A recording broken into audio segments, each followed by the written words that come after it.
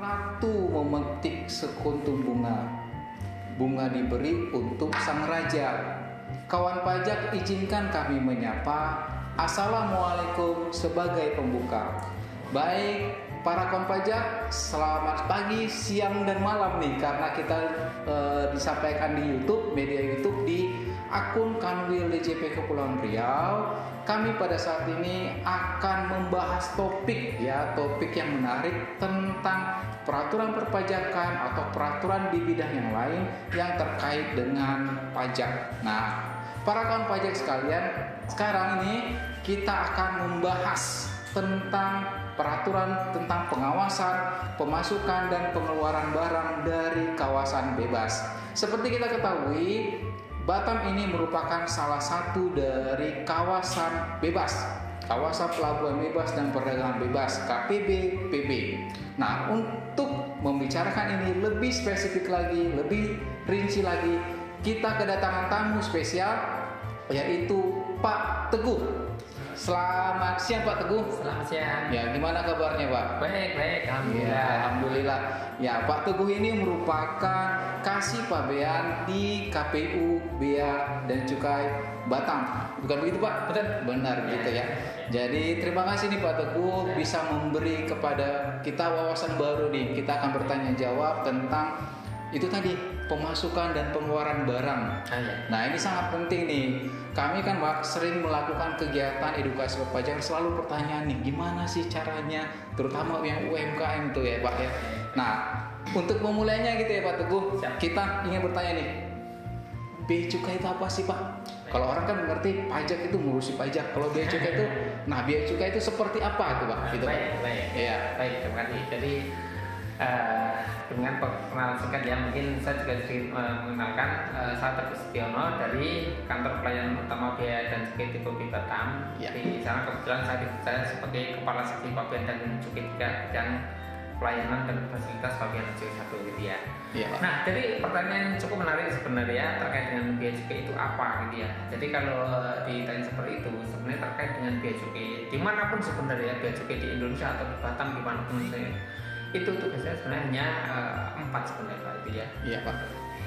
Itu yang pertama itu adalah mengawasi tentang lalu lintas barang yang keluar itu masuk, dan yang diawasi itu apa? Yang pertama itu adalah terkait dengan jumlahnya benar atau tidak, yang kedua jenisnya benar tidak, yang ketiga nilainya, dan yang ketiga itu adalah terkait dengan ketentuan tata niaga sebenarnya. Nah, tata niaga ini tentu bahwa semua tugas dan bea cukai ini juga implementasi sebenarnya Pak dari keputusan Direktur Jenderal Bea dan Cukai ya nomor 105 tahun 2014 gitu ya, yang itu adalah misi-misi. Yang misinya itu apa? Bahwa misi kita itu untuk menunjang visi itu adalah yang pertama itu adalah industrial assistance sebenarnya ya, kita memfasilitasi perdagangan. Artinya memang karena kita di border, kalau ada barang keluar masuk ya kita harus melayani dengan respect lah, ada fasilitatif lah gitu Pak.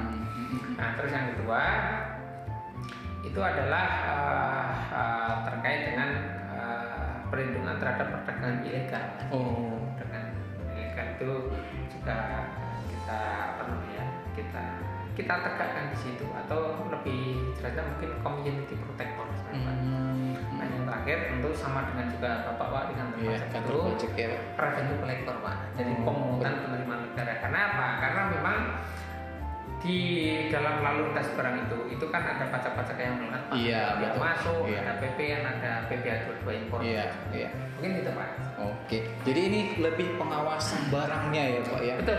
Ya, bagaimana dia keluar masuk kita awasi, dia lebih berkontribusi ke negara atau tidak, atau misalnya cara pemasukannya legal atau tidak, seperti itu ya Pak ya. Betul. Ya, ujung-ujungnya adalah tetap revenue tadi gitu ya. Ya, seperti kita tahu para kawan pajak sekalian, di dalam APBN kontribusi perpajakan termasuk bea cukai itu sekitar 80%. Jadi kontribusi bea cukai dan Direktorat Jenderal Pajak terhadap APBN itu sangat besar. Jadi kalau konsep strategis ini, kalau misalnya salah satu itu tidak tercapai, maka akan ya terakhirnya akan mempengaruhi keberlangsungan negara kita ya. Ada beberapa prioritas yang akan kita kesampingkan dulu gitu ya.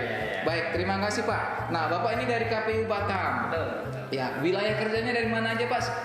Nah, kalau wilayah kerjanya untuk KPU Bea Cukai Batam itu kan semua Pulau Batam sebenarnya, Ya. seluruh Pulau Batam itu ya, yang itu ditetapkan sebagai kawasan bebas lah, kawasan Ya. bebas dan pelabuhan bebas. Jadi kita memang melakukan pengawasan terhadap barang yang masuk ke Batam atau yang keluar dari Batam gitu ya, Pak itu. Itu kantor tapi derajatnya eselon 2 gitu Pak. Betul, kantor pelayanan utama itu adalah setara eselon 2 sebenarnya Pak. Eselon 2. Dan Bapak kepala kantor kami itu, Bapak Ambang Priyambo itu adalah setara eselon 2 juga Pak itu.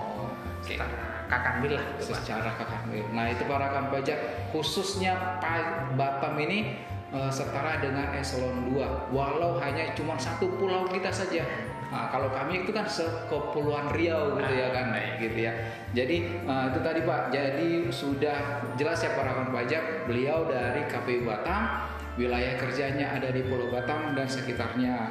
Nah, kemudian nih Pak ada pertanyaan. Tadi dikatakan ada di bidang bea dan cukai. Ya, arti kan terkait dengan pabean dan cukai tadi ya Pak. Nah, pengen tahu nih Pak. Orang bilang pabean, tapi sebenarnya pengertian pabean itu apa sih Pak? Baik. Nah, kalau seperti di undang-undang ya, Undang-Undang 17 tahun 2006, kepabeanan itu adalah segala sesuatu yang berkaitan dengan pengeluaran dan pemasukan barang sebenarnya ke daerah pabean. Nah, intinya gitu sebenarnya. Makanya kemudian tugas kita sebagai bea cukai itu yang melakukan pengawasan atas itu sebenarnya, keluar masuk barang itu. Karena apa? Ya itulah kepabeanan sebenarnya. Tentu ini berbeda dengan cukai ya. Kalau cukai itu kan terkait dengan barang-barang yang memang peredarannya perlu diawasi, konsumsinya dikendalikan gitu, dan sebagainya lah. Intinya terhadap barang-barang itu yang memang dikenakan cukai dalam rangka ya pengawasan dan pengendalian gitu Pak. Jadi gitu ya. Jadi tetap pengawasan. Intinya adalah pengawasan atas keluar masuk barang tadi gitu ya Pak ya. Ya. Nah, ini Batam zona FTZ kalau istilah lama, Free Trade Zone kalau istilah sekarang KPBPB, kawasan perdagangan bebas, pelabuhan bebas. Ya, jadi kan bebas dikatakan di sini kita tidak, kalau dari segi pajak Pak kita tidak mengenal istilah PPN. Nah gitu. Nah dari segi pabean tadi, dari segi cukai tadi, ada nggak Pak kekhususan dari Batam ini gitu Pak? Nah, sangat ada Pak Ali ya. Jadi memang mungkin sama dengan pajak sebenarnya ya, di bea cukai pun juga ada kekhususan terkait dengan perlakuan kepabeanan dibandingkan dengan perlakuan kepabeanan untuk yang kami menyebutnya itu adalah wilayah di LDPB, tempat lain melanggar kepabean. Nah, kekhususannya apa? Nah, kekhususannya itu adalah sebagaimana diatur. Jadi mungkin pertama saya akan sampaikan tentang dasar hukum Pak ya. Jadi kalau dasar hukum itu di Undang-Undang 17, karena tentang kepabeanan itu kan diatur dalam Undang-Undang 17 tahun 2006 tentang kepabeanan Pak. Dan kemudian dalam salah satu pasalnya itu, yaitu di dalam pasal 115A itu bahwa ketentuan terkait dengan pemasukan dan pengeluaran barang di kawasan bebas itu kan diatur dengan PP Pak. Nah, PP-nya ini kemudian yang ada di PP 41 tahun 2021 Pak yang itu. Nah, saya kira itu adalah menjadi landasan bagi kami semua dalam bekerja melakukan pengawasan pemasukan dan pengeluaran barang itu. Nah, kekhususannya apa? Kekhususannya itu adalah sebagaimana di dalam PP tersebut, PP 41 tahun 2021 pasal 1 ayat 1 itu kan menyebutkan itu bahwa apa itu kawasan bebas itu atau kawasan perdagangan bebas dan pelabuhan bebas itu adalah wilayah hukum NKRI. Wilayah hukum NKRI sebenarnya itu yang terpisah dari daerah pabean sehingga itu dibebaskan dari pengenaan PPN, PPH, biaya masuk gitu dan cukai. Akan tetapi cukai kemudian di pasal 61-nya itu dinyatakan itu tetap dilakukan pemungutan. Jadi sebenarnya tidak ada perbedaan sebenarnya kalau terkait dengan treatment cukai. Tapi treatment pabean itu berbeda. Itu kekhususnya ya gitu, biaya masuk tidak dipungut gitu. Tidak dipungut. Jadi yang dari luar negeri LDP masuk ke sini ya tidak dikenakan biaya masuk. Sementara pengeluarannya nanti baru dipungut ya. Saya kira ini treatnya sama dengan pajak juga ya. Jadi kalau terkait dengan pemungutan biaya masuk ini memang diatur dalam pasal 59 PP 41 tahun 2021 itu, yaitu bahwa barang asal LDP yang akan dikeluarkan ke LDP itu dilunasi biaya masuknya. Jadi pemungutannya adalah ketika memang barang itu mau dikeluarkan ke LDP. Mungkin itu Pak. Gitu ya Pak. Jadi memang ada perlakuan khusus para kawan pajak ya. Karena daerahnya khusus, maka treatmentnya juga khusus. Karena bebas PPN tadi, maka perlu arus masuk dan arus keluarnya diawasi, benar gitu ya Pak. Ya. Supaya tidak inti dari tujuan KPWPB itu hilang gitu ya Pak ya. Nah itu supaya bagaimana Batam ini benar-benar menjadi daerah yang menjadi penyokong perekonomian kita gitu ya Pak. Nah, secara sekilas gitu para kawan pajak. Jadi kita ini yang di Batam ini bersifat khusus, diperlakuan khusus dari negara. Tapi kita harus bisa berkontribusi terhadap perekonomian kita. Apalagi kita zonanya ini di segitiga yang lumayan daerah yang sangat strategis ya. Di Selat Melaka, terus negara kita juga beririsan langsung berbatasan langsung dengan negara lain. Nah itu memang menjadi pendukung gitu ya Pak ya, pendukung dan benar-benar harus diawasi gitu ya, karena betul banyak penyelundupan, tindakan kriminal dan sebagainya itu banyak gitu ya Pak ya. Pengalaman lo gimana Pak? Kalau terkait dengan kegiatan penyelundupan itu memang ini Pak kalau secara kepabianan itu kan memang terhadap semua warga negara yang ingin komplain itu kan memang kita buatkan saluran Pak. Artinya apa? Walaupun di kawasan bebas itu, maka di titik-titik tertentu di kawasan bebas ini, maka ditetapkan kawasan pabean gitu, atau pabean dan pos pelayanan pabean, di mana kemudian setiap warga negara yang ingin melakukan kegiatan kepabeanan atau pemasukan dan pengeluaran barang itu bisa melakukan formalitas pabean secara self assessment gitu Pak ya, secara self assessment itu, yaitu kawasan pabean itu ya. Nah terus kemudian tidak cukup untuk itu Pak, jadi bea cukai itu juga melakukan pengawasan secara mungkin kita menyebutnya secara indi ya, jadi secara intelijen dan sebagainya. Dan itu ada juga yang ini Pak. Nah terkait yang Bapak tanyakan tadi itu pengalaman ada tidak? Ya ada. Karena kebetulan Pak, saya itu sering ditugaskan menjadi saksi ahli Pak dalam penyelundupan itu ya, saksi ahli di bidang kepabianan itu Pak ya. Dan itu cukup banyak Pak, tangkapan dari luar itu yang itu masuk di sidik, terus masuk ke pengadilan, kemudian disidang di sana. Nah pada saat itulah saya kemudian itu kadang menjelaskan aspek kepabianannya, kerugian negaranya dan sebagainya, itu menjelaskan di situ. Jadi memang pengawasan terhadap orang-orang yang komplain, apakah yang dia beritakan benar atau tidak, pun ada juga pengawasan yang dilakukan terhadap orang-orang yang memang tidak mau komplain makanya ya. Ya tentu itu nanti treatmentnya beda Pak, antara pidana sama fiskal itu Pak. Gitu, Pak. Jadi gitu para kawan pajak yang tetap kita harus menunjukkan bahwa negara hadir gitu ya Pak. Dalam setiap tindak kriminal, kita harus juga menerapkan aturan yang berlaku di Indonesia gitu Pak. Nah gini Pak, saya juga sering dengar dokumen bea cukai, ada dengar di PPFTJ 101, 02, 03 gitu kan. Mungkin para wajib pajak ngerti nih cara pemasukan barang, ada dokumen pasti bertemu dengan dokumen ini. Nah bisa dijelaskan Pak, FTJ 01 itu apa gitu, 02 itu apa gitu Pak? Baik. Ya, jadi kalau terkait dengan dokumen yang digunakan untuk melakukan formalitas pabean ya, itu kalau barang-barang yang akan dimasukkan ke FTZ atau ke kawasan bebas ini, misalnya dari luar negeri Pak, itu maka menggunakan dokumen dengan kode PPFTZ 01 impor sebenarnya. Itu impor. Itu satu. Terus yang kedua itu adalah dokumen yang digunakan untuk pengeluaran dari kawasan bebas ini ke wilayah Indonesia lainnya Pak. Itu juga PPFTZ 01 namanya. Nah itu sama PPFTZ 01-nya. Tapi kita sering menyebutkan itu adalah PPFTZ 01 TLDDP Pak. TLDDP. Ya. Terus yang kedua itu adalah PPFTZ 03. Nah ini adalah digunakan untuk pemberitahuan pabean ketika warga negara itu ingin memasukkan barang dari wilayah Indonesia lainnya ke kawasan bebas Pak. Dari TLDDP ke Batam. Ya. Itu contohnya gitu ya Pak. Ya, betul itu. Karena di situ pun nanti saya kira itu sinergi itu kita ketemu dengan DJP Pak, karena ada fasilitas PPN tidak dipungut dan sebagainya ya Pak ya, sesuai pasal 48 lah. Gitu. Nah terus ada lagi satu dokumen PPRZ 02 yaitu yang digunakan untuk pemberitahuan pabean itu antar kawasan berfasilitas Pak, karena ini kan ibaratnya kawasan berfasilitas Pak. Jadi kalau misalnya dari sini dikirimkan ke kawasan berikat di Jakarta, nah itu menggunakan PPRZ 02. Betul itu ya, termasuk antar kawasan bebas gitu Pak, karena sama-sama memiliki fasilitas gitu ya Pak. Ya betul.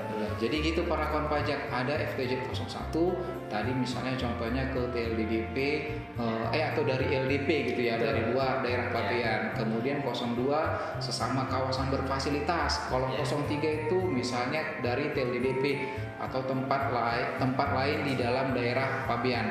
Ya, gitu ya Pak ya. Betul. Nah, gitu para kawan pajak. Jadi kalau dengar istilah FTZ 01, 02, 03 itu paling sedikit udah paling kita udah mengerti gitu ya tentang pengertiannya. Nah, gini nih Pak. Kalau istilah custom clearance apa sih itu Pak? Ada pertanyaan tuh memang kemarin. Oh gitu. Ya. Custom clearance itu kan sebenarnya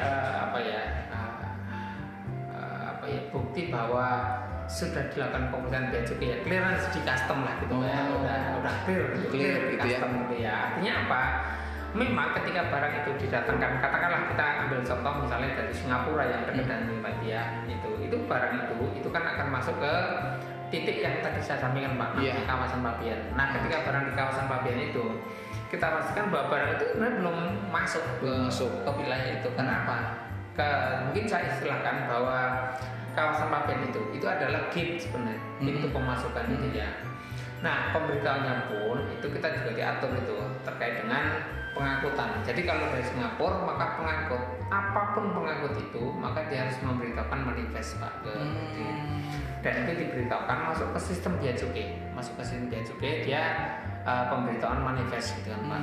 Nah, setelah pemberitahuan manifest itu di situ kan nanti ada consignee, ada ini dan sebagainya.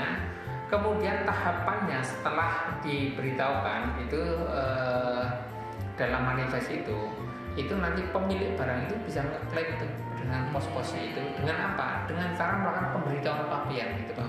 Pemberitahuan pabean. Nah, disitulah kemudian titik dilakukan clearance pemberitahuan. Jadi kalau saya memiliki barang saya kirim dari Singapura itu, ketika manifest sudah diberitahukan, saya bisa ngeklaim gitu kan. Ada manifestnya, sumber manifest mana, saya beritahukan, mengajukan apa? PPRZ 01 pemberitahuan.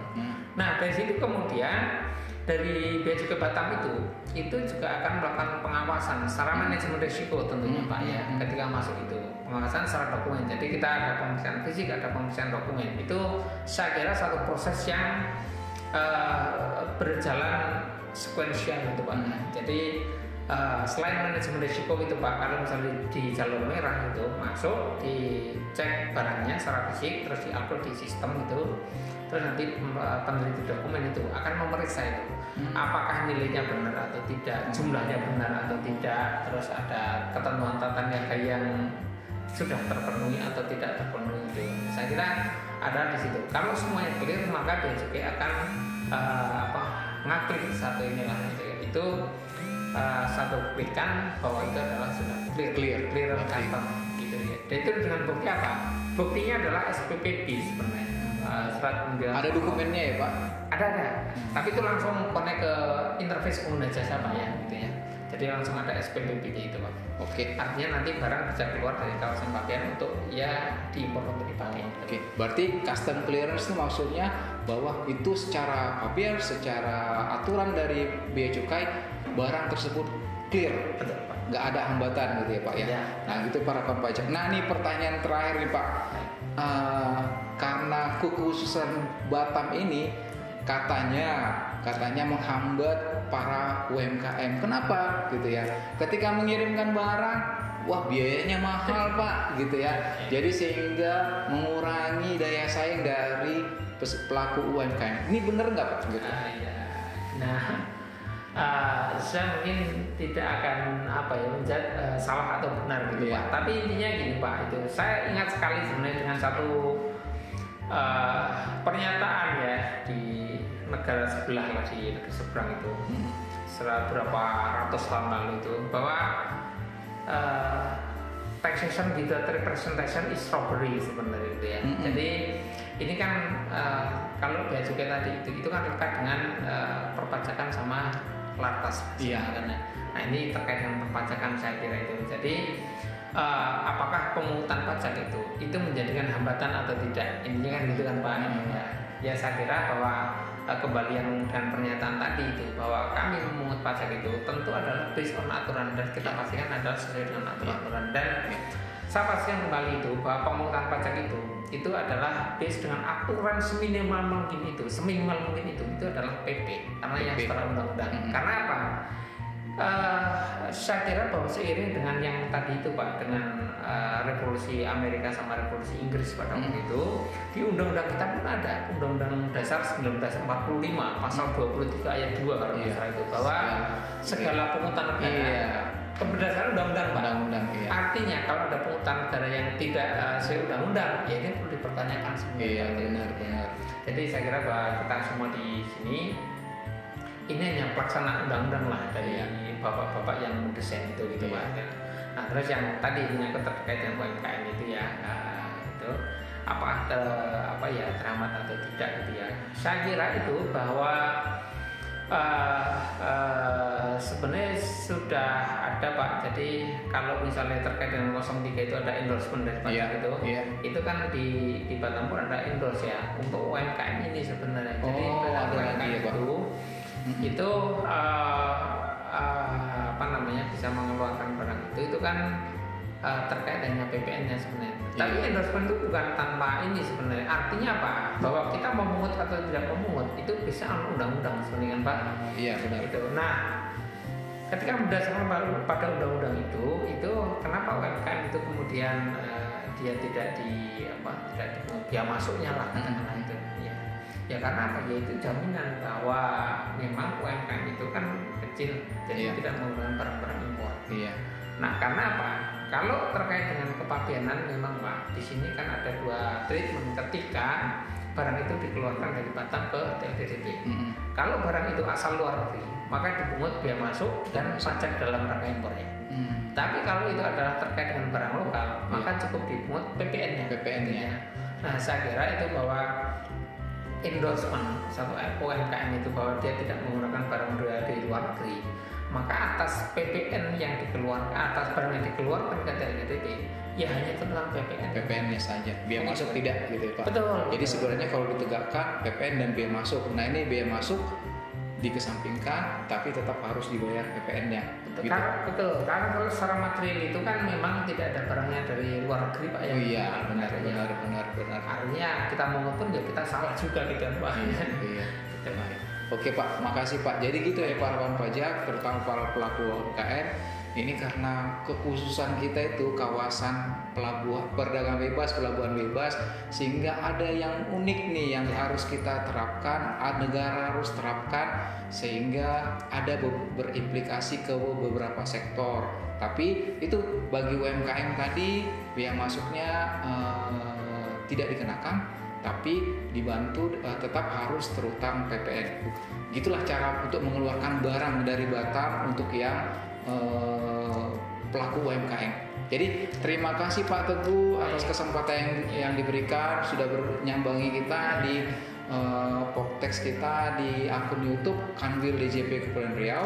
Jadi semoga Bapak sehat selalu, bisa beraktivitas seperti biasa dalam mengemban amanah yang diberikan negara kepada kita. Jadi para kawan pajak, terus saksikan kami, mungkin di bulan depan kita akan dengan tamu yang lain lagi dengan topik-topik yang lebih menarik lagi. Semoga apa yang kami sampaikan bisa memberi pencerahan kepada para kawan pajak sekalian. Silakan terus menyaksikan kami di Kanwil DJP Kepulauan Riau. Sadar, peduli, kontribusi. Terima kasih Pak. Terima kasih Pak. Mari.